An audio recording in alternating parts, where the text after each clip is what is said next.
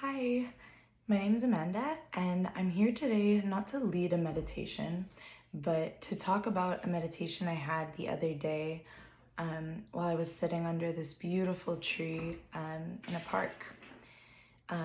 Usually, I don't share the insights that I get during meditation or while I'm running, because a lot of the time on long runs, I'll get a lot of insight into life and things like that.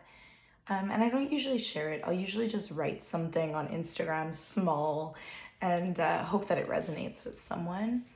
But this message felt really, really powerful to me. And I tried writing it down, but I felt like words written just didn't do it justice. So I'm being very vulnerable by creating this video right now, and it does make me nervous. So I may not share it. I may just keep it for myself to watch at a later date. Hi, Amanda. But that being said, it felt like something I wanted to share. And it has to do with the purpose of life and the purpose of this moment now that you're in your life. And I guess I'll start by saying this. I know a lot of people search for a purpose, search like, I want to make a difference, I want to change the world. People see the pain and suffering in the world. We're not immune to it. We see the damage we're doing to the earth. We see how we hurt each other. We see how others are sometimes doing things out of a place of fear. And yeah, people know what's going on. It's just a matter of how much we feel like we can make a difference and how much we want to put it aside because we feel like we can't make a difference. And that brings me to purpose. So your purpose is greater than the fundamental, tangible things that you feel like you can do in this world.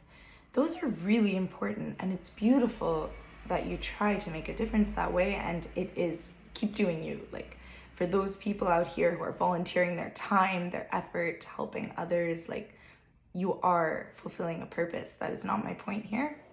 My point is, for those who feel like you can't make a difference, or for those who feel like the world has so many issues and you don't know how to fix things, you don't know how to start, I welcome you to start by going within, noticing yourself, and realizing that your power in this world is greater than you could possibly imagine.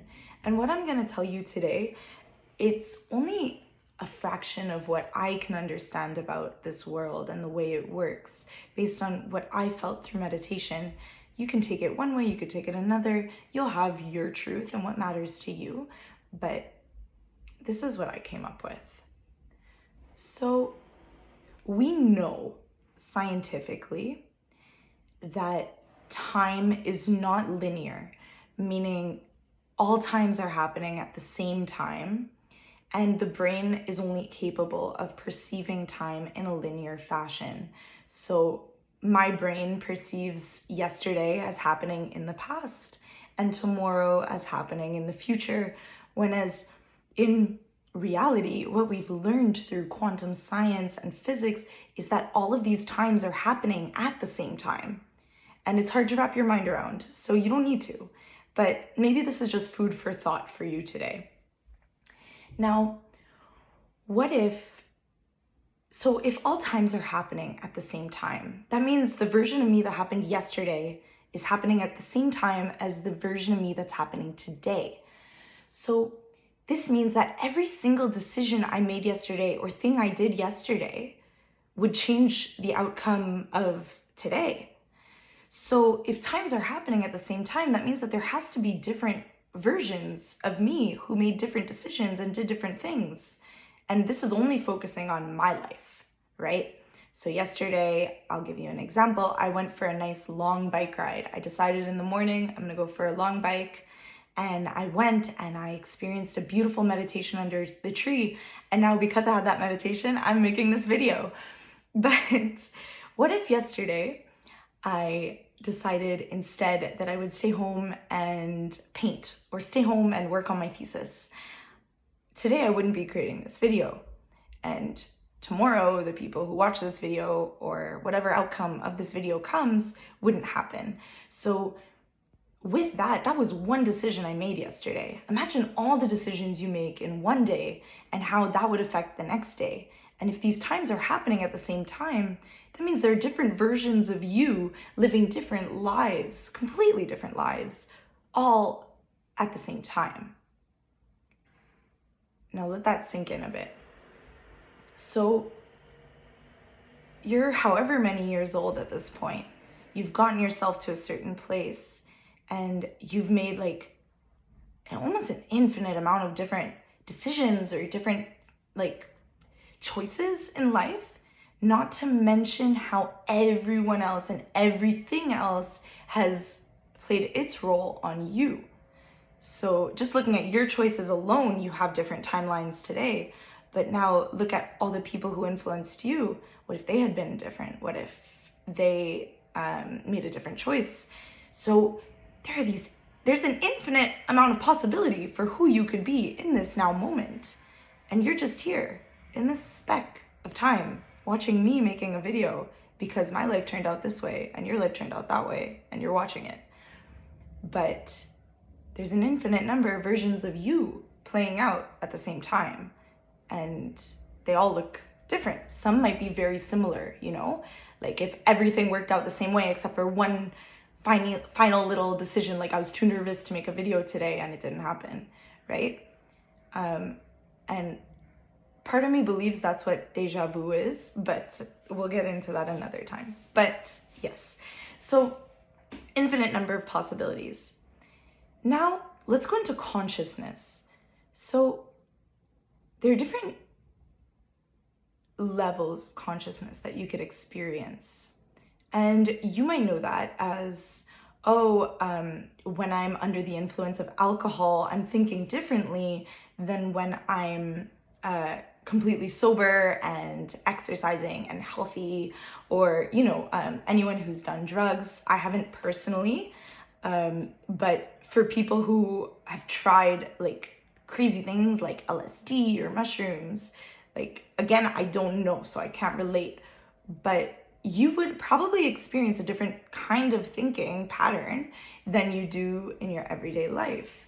And so there are different levels of consciousness and different ways that we can alter our consciousness. Now, if time is happening all at the same time and there are all these versions of you going through your life, your consciousness is with you at each of those times in the now moment. So your awareness, and some would say your meta-awareness, your awareness that you're aware, is happening at all these times at the same time. So if you're in a really deep meditative state, sometimes you can feel your consciousness expand to those other timelines. You get a glimpse of what your life could be at those different time points. And you feel what you're feeling at those different time points. Now, if I lose you here, you can feel free to turn off the video. You can feel free to just take that, leave it like that. But it's gonna get a little more in depth now. So a lot of the time, you have like these psychics and you have people who genuinely are able to tap into their consciousness at another time point and the consciousness of others at a different time point. And even like the whole concept of manifestation. If you are really dreaming of something happening for you in the future and then it happens, how much of you think that it's something you were dreaming of and then you made it happen? And how much of it is really like it was already happening when you dreamt that you wanted it to happen? And it's a possibility of your life because you dreamt of it. You had that idea. So, and then that version of you made it happen for that version of you, but it was already happening, So your life could be heaven, it could be hell, it could be like the most beautiful thing you could possibly imagine, and it could be the worst, and it's all happening at the same time. And by really meditating on the present moment, just this speck of time where we are right now, you watching me talk to you about this, you can focus on this and feel different aspects of your consciousness at those different places. So let's take it another step in. What about healing and feeling the best you can feel, feeling absolute bliss? In each moment, we have a choice. We choose love or we choose fear. We choose fear of judgment, fear of not being good enough, fear of not having enough, fear of survival. Or we have faith, gratitude for what is, and love for everyone, irrespective of what they do and who they are. Love at a deeper level, unconditionally, for them and for yourself. And in each moment, we can choose what we want to live. Do we want to live out of fear in this moment? Is this decision a fear-based decision, or is it a decision that's a love-based decision? And I believe, based off of the meditations I've had recently and the thoughts that have come to me through introspection, that when we make a love-based decision, we are changing those around us. When we make a fear-based decision, we're also changing those around us. We're affecting each other. Now, if you look at a molecular level, our brains are connected. If I say something to you, my voice first has to go through your ear, be processed, be perceived through the auditory cortex, and so without getting too much into it, just me saying words to you, first it has to be perceived, then it has to be kind of acknowledged by the brain. Is this safe? Have I heard this before? What else do I know about the words that she's saying to me right now? The brain is going through all these processes just through me telling you something. The brain is asking itself, should I run? Is this safe? Have I heard these words? What do I think about these words? How do I perceive these words? How do I want to respond? And then finally, when your brain comes to the conclusion on how it's going to respond, you're consciously aware at that point of what's going on, and you make a response based on the electrical and neurochemicals circuits. Based on the electrical circuits in your brain, the firing, and the neurochemical processes that are happening. So just by me saying something to you, I'm altering the electrical wiring of your brain, subconsciously, or it's happening. So it's not something scary. It's not like, oh, she's manipulating me. No, it is, you're processing. Your brain is a machine and it's processing what I say, and just me saying something, me acting a certain way, I'm changing the firing patterns that are going on for you. So we are connected. I just gave you this long thing to say. We're connected, you and I, brain to brain. Now, if I say something hurtful to you, you're gonna go through the same processes in your brain. And then you'll also have an emotional kind of attachment to it, So maybe when I say something hurtful, then all of a sudden you start feeling bad, and you start bringing that into your next conversation with someone else. So I am altering your brain, but in a way that's going to make you follow through on that to the next person. I could go more in depth into the neuroscience behind this, but we can leave it at this for now. Now, if you take that anger and you bring it to the next person, that person will feel it too, because it's going to cause another reaction within them, and then the next person, and the next. But while this is scary, and I mean, everyone has seen it, your partner has a bad day at work and they come back and then they bring it to you, and then you feel sad and you feel down. It just happens, right? That's why we create boundaries. But this also happens in a healthy, healing context. So if you're working on healing yourself and healing the parts of you that hurt and being aware of the parts of you that hurt, then when someone says something that could hurt you, you're aware of it. You get to choose how you're going to react, and you get to dilute it. You get to change what's happening in your brain to make yourself feel okay without reacting onto the other person and just spreading more anger, more fear, more hate. Instead, you can settle in with it, be like, oh, that doesn't feel so good to me. Why? And maybe just breathe into it and turn that feeling into a feeling of love and gratitude and appreciation for them showing you something new about yourself or whatever it is. You have the power to turn someone else's anger, someone else's fear that they give to you through your brain into love. Now, let's tie it all in together.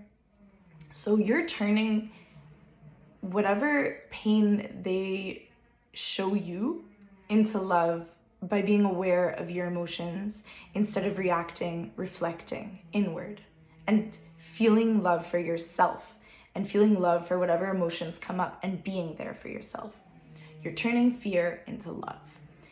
Now, in every now moment, you get to decide how much fear you want to turn into love. Someone comes at me, they're mad at me in this moment. Do I respond with love or fear? I'm making a video. I can easily be full of fear in this video. People are judging me. People are going to watch this. People are going to have negative reactions. How is that going to influence the way I see myself? Or I can respond with love for myself.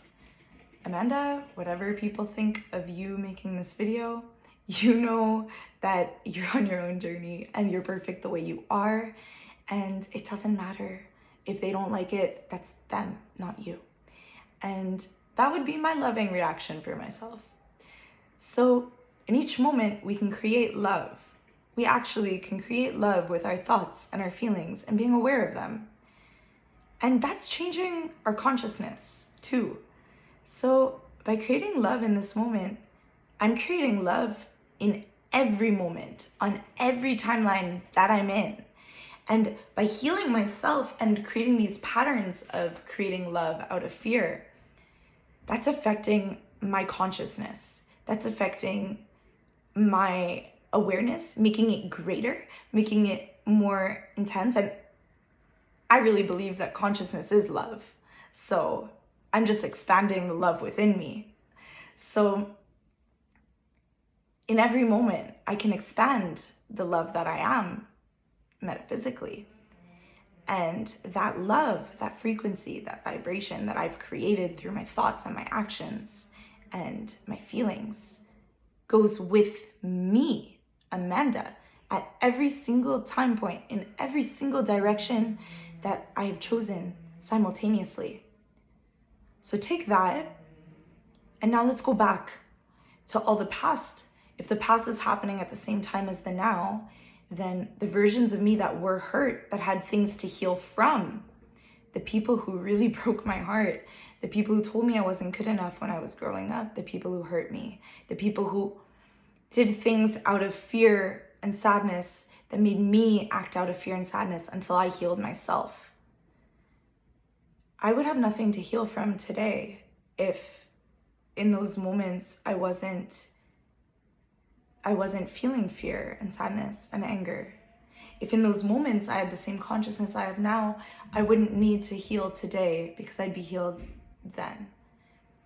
And if I were healed then, I wouldn't have reacted to the people who hurt me the way I reacted to them.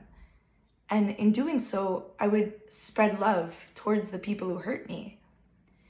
In doing so, I would almost heal the people who hurt me more by giving them love when they gave me anger and frustration and hate and hurt. So by altering my consciousness now and making it one of love, I make my consciousness when I was a little girl one of love. And through the times that I was hurt growing up, that version of me that I know exists from the linearity that my brain perceives, that version of me is now a more healed and loved version. That version of me that was in pain and suffering doesn't exist anymore because it's replaced with a higher consciousness of love. And that version of me can now spread that love to those around her and the people who hurt her. And what happens when the people who hurt you are loved as well and able to have space to love? Then they heal. And when the people who hurt you heal, then they heal others. And it's a chain reaction. So however much of this you're able to follow, it's not easy to put into words. But in conclusion, by healing yourself today, by choosing love over fear in every now moment, as many times as you can. We're human. We make mistakes. We do stupid things. We say things that we don't mean, and we hurt others by mistake. But every time you're able to choose love over fear, you're changing your consciousness in a way that will heal those around you on every time and in every instance of time that you as a human in this time point can't perceive, but you as a consciousness in all those time points know is happening.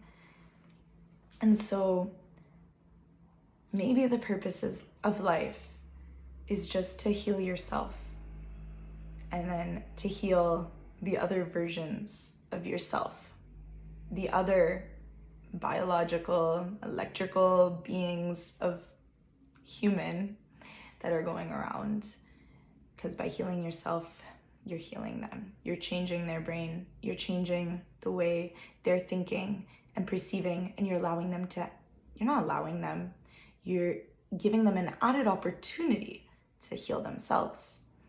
And this is how we create the interconnectedness of love in the world, by choosing love over fear in every now moment. And it's not about you and you healing yourself for your own purposes. It's about you healing yourself for your own purposes because you love yourself, but also for the greater good of the entire world. And who knows, maybe more than that. But this is what I have for you today. And maybe one part will resonate, maybe more will resonate wherever you're at today. I hope I came across clearly because it's really difficult to put these kind of feelings into words. And I guess I just really felt like I needed to record this video for anyone who might need to hear it. Your purpose is greater than you think. Just start with loving yourself exactly the way you are, and you're making a huge difference in the world already. Okay? From my heart to yours, bye.